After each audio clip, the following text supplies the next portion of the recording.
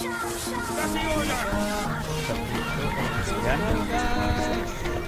sudah jadi mejanya. Oke, kita akan membuat sebuah model meja menggunakan SketchUp. Kita langsung aja kita bikin box terlebih dahulu. Seperti ini, ukurannya kira-kira sekitar 500.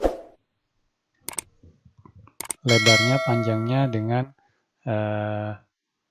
1500. Oke, jadinya seperti ini. Kemudian kita extrude menggunakan push and pull, ya, setinggi 900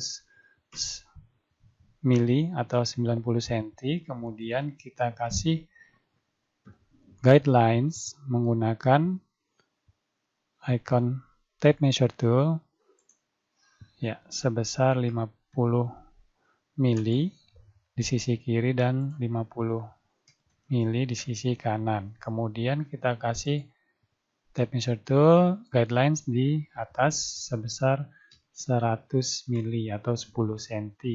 Kemudian kita gambar rectangle di sini agar memberikan kesan lubang atau bolong, ya.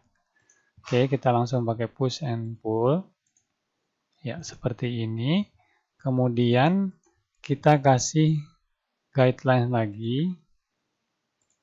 Di sini sekitar 20 mili dari atas untuk bibir mejanya, karena kita akan bikin laci di sini.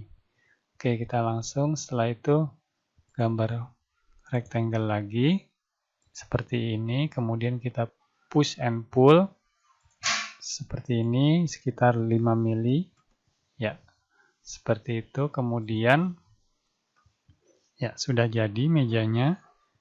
Oke, kita bagi dua, kita gambar tab guidelines lagi dari sini, ya, seperti ini, ke tengah-tengah, arahkan aja, nah, sampai muncul seperti ini. Oke, kemudian kita gambar rectangle lagi, ya, kita zoom supaya lebih kelihatan. Oke, seperti ini.